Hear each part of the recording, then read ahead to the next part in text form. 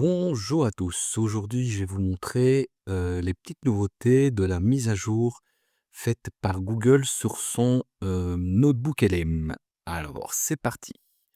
Donc, voici un notebook LM et Google a fait des améliorations sur la partie présentation. Je vous montre ça tout de suite. Alors, j'ai déjà créé une petite présentation. Ici, c'est une présentation sur des écrans plats de grande taille. Et ce qu'on remarque, une fois que la présentation est terminée, c'est qu'on a la possibilité maintenant, via un petit bouton qui est ici, de pouvoir modifier la présentation. Alors, je vais cliquer sur le bouton et on a la première diapositive qui s'ouvre et on voit qu'en fait, on peut passer d'une diapositive à l'autre. Mais ce qu'on peut surtout faire aussi, c'est que on peut de nouveau de faire des choses par diapositive. Donc ici, par exemple, sur la première diapositive, on peut lui proposer de modifier diapositive par diapositive et ainsi de suite pour passer ensuite à la seconde diapositive et éventuellement faire des retouches. Donc en lui donnant centre le titre, modifie la photo, enfin avec des petites demandes adaptées, il y a moyen de changer diapositive par diapositive. Une fois qu'on a fait toutes ces modifications, elles viennent se mettre en file d'attente ici.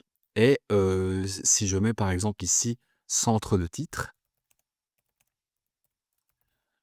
et que je viens, vous voyez ici sur cette diapositive-là, centre le titre, c'est ce qui va appliquer comme modification sur la diapositive. Et je pourrais venir ici sur celle-ci et lui dire les illustrations sont trop simples. Hem, Applique un relief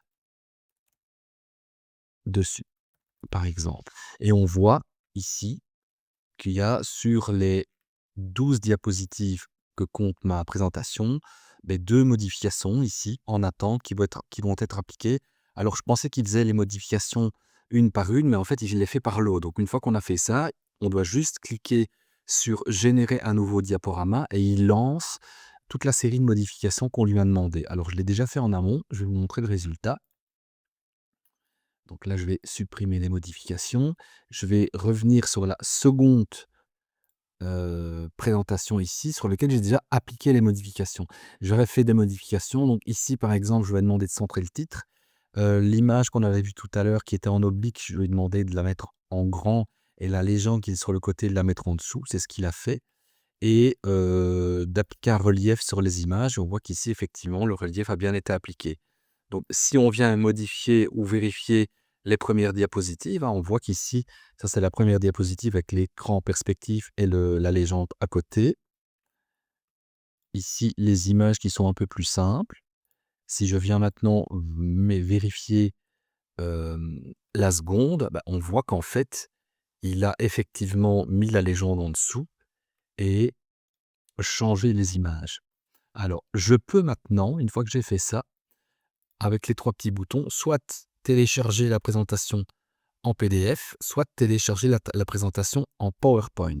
Alors ça, c'est une nouveauté puisqu'avant on n'avait que la version PDF qui était proposée. Donc j'ai fait un téléchargement en PowerPoint et on va regarder ensemble ce que ça fait. Donc je vais venir chercher ici le PowerPoint qui est ici. Je vais l'ouvrir et j'ai ma présentation qui se retrouve ici et qui est maintenant exploitable dans PowerPoint. Le seul souci que j'ai, c'est qu'en fait, ça reste un format image. Donc, je ne sais pas changer le texte comme je veux. Donc, j'ai trouvé une petite astuce qui permet de le faire. Je vous montre ça tout de suite. Vous allez passer cette fois-ci dans Canva. Alors, je vais venir ouvrir mon Canva ici. Et dans Canva, je vais lui demander de créer un nouveau design et d'importer cette fois-ci de créer le design et de l'importer à partir d'un nouveau fichier. Donc je vais cliquer sur «Importer le fichier».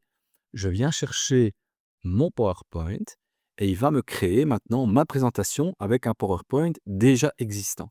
Alors effectivement, ce sont des diapositives qui ne sont pas modifiables, mais grâce à la fonctionnalité, IA qu'on trouve maintenant dans Canva, je vais avoir la possibilité de vous montrer qu'on peut le faire assez facilement. Donc voici en fait ma présentation PowerPoint qui vient d'être téléchargée dans le Canva. Je vais par exemple sélectionner la dia numéro 2 qui se trouve ici. Je vais me mettre sur la dia et là ici, je vais cliquer sur le bouton modification. Et dans le Studio Magique, si vous venez voir, vous avez notamment la fonctionnalité capturer du texte. Alors c'est une fonctionnalité payante, mais si vous avez un compte Edu, elle est active. Donc vous sélectionnez sur capturer du texte, il va analyser la diapositive et partout où il y a du texte, il va proposer les champs en surbrillance. Donc je vais sélectionner par exemple cette cellule-ci, je vais lui demander de capturer le texte et à partir de maintenant, on voit que j'ai effectivement la possibilité d'interagir et de modifier le texte à ma guise. Vous avez donc maintenant la possibilité de créer des présentations avec Notebook LM et de les modifier très très facilement sur Canva.